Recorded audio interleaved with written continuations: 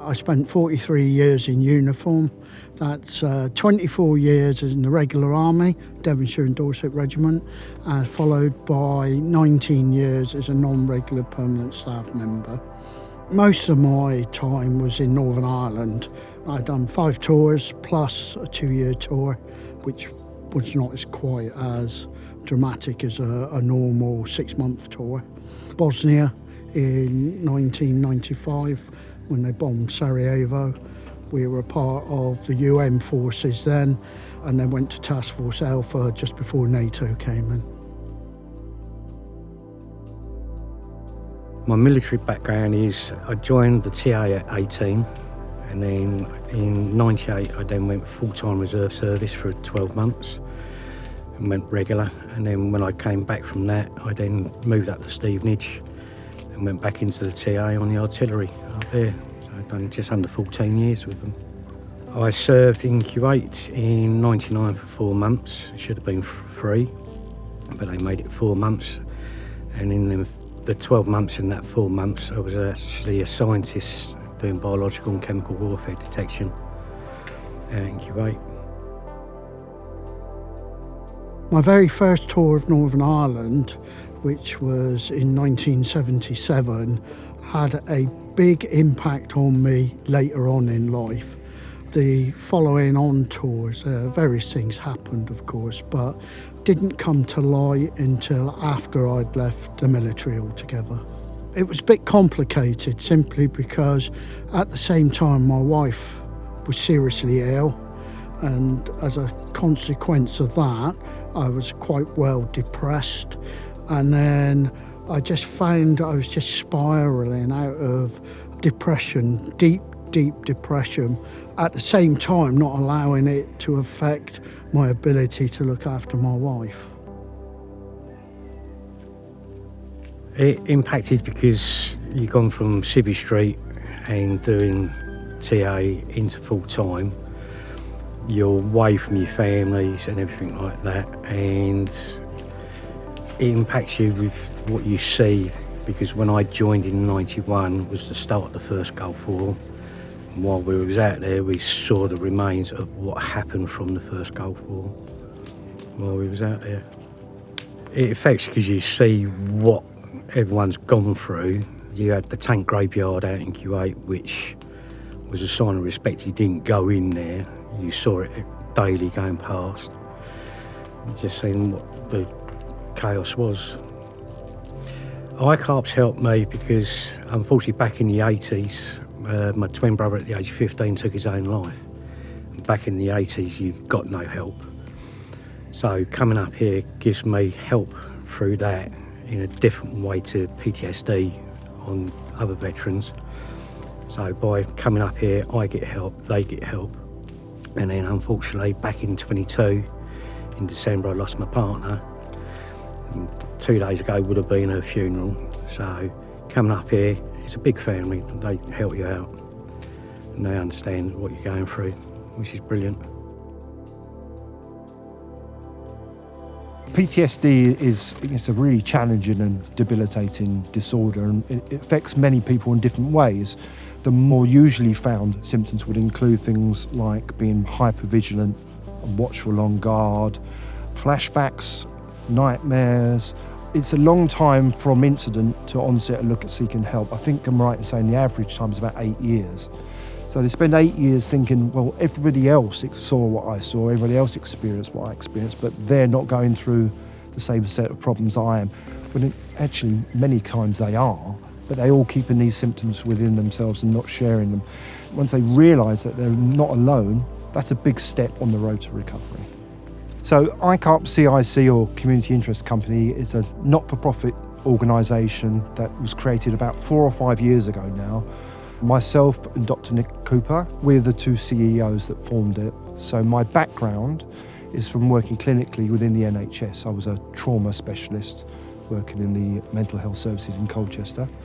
And Colchester being a super garrison town, there was an awful lot of my clients or patients that were military veterans. Talking to them, they were making me aware that there was an awful lot that weren't coming. So it's just like the tip of the iceberg, really, that were engaging with formal therapy. That sparked my interest, and I wanted to find out how we could engage people and how we could get them involved and perhaps try to help them on their journey to recovery from particularly PTSD, but other mental health problems as well. A lot of people ask us why we've chosen fishing as something that we would choose to use as what we call a nature-based intervention for helping people with PTSD. It sort of boils down to being able to be out in nature, to be around a tranquil and peaceful environment. And the other nice thing about it is it means that you are around people. A lot of people with PTSD tend to get quite isolated. They withdraw from society quite a bit. Coming out into nature and being around other people means that they can open up in a way that is kind of not really forced. It means that they can do it at their own speed. The nice thing about using fishing, for example, when we're at the side of a lake, means that we set people up. They've got their own little bivvy, they've got their rods and everything. So they've got their own personal space. But then we also have a social space that they can come into. They can sit there when they want to. If they start to feel a bit like, a bit panicky or a bit anxious, they don't need any excuse at all to withdraw to their bivvies and say, I'm just going to check my rods, I'll go and sit down, see what's happening over there, and they can relax for a bit.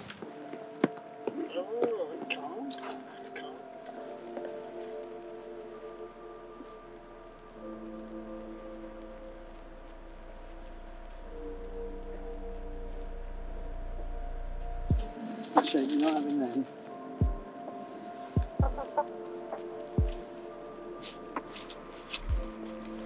Go on.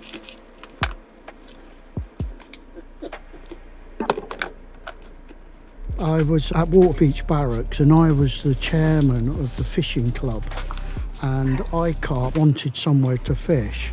They came and met me and asked if they could use the lake, which obviously I said yes, and that's where I then got involved with ICARP. They were all about PTSD. I had been diagnosed about 2 years before that with PTSD, and it all just came together just quite naturally, me working with them, allowing them to use the lake.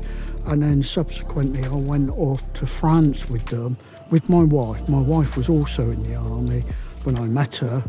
Sadly, my wife passed away, and that's when I really needed ICARP, because as well as my own PTSD, I had to deal with my loss of my wife of 37 years. Now I come here as often as I can because I feel my wife is here, and it helps me a great deal. I was fortunate to be allowed to pick a swim for my wife, who passed away 4 years ago, and to name that swim in her honour. She loved the concept of ICARP, so that swim over there is called Gwen's Swim, and everybody knows Gwen. Yeah, I've coached quite a few veterans that have come down on various study days. There's one chap who came down and he made mention that he hadn't had a good night's sleep for years. And when people are fishing down here for the weekend, we'll put them up a fishing bivvy, which is effectively a little tent, and a bed and a bit of a private area. This particular chap, he went to bed the evening before, and 9 o'clock the next morning we hadn't seen him, and somebody said, well, a bit concerned for him, is he okay?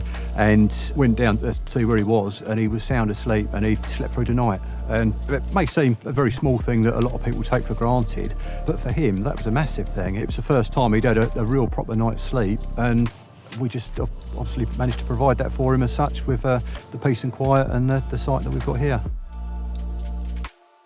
We've just been awarded an IHR funding to research for the next 3 years.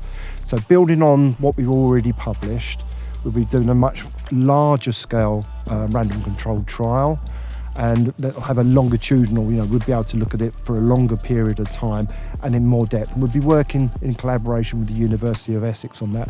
And we're really excited to be doing that. This is cutting edge stuff, with the goal being that if we can prove this correlation, that coming along here helps reduce symptoms, hopefully at some point in the fairly near future, you'll be able to get socially prescribed events like this for people going into your GP. So currently you go in and you're either given tablets or put on a waiting list for formal therapy. Those two options, of course, will still be available, but there may be a third where they offer some sort of social prescription, and that might be alongside or even just as a holding thing until those other options become available. Of course, one of the nice things about our research is it's really carrying on the sort of proud history, if you like, of so-called green exercise and showing how nature is really beneficial for mental health, but also for physical health as well, and for all-round well-being. So I think in that respect, this area of research that we're doing now really sort of fits in with what has been happening at the University of Essex, but then takes it forward into a new direction and something new for the 21st century, which is really exciting and hopefully really beneficial for the NHS and for the rest of us going forward.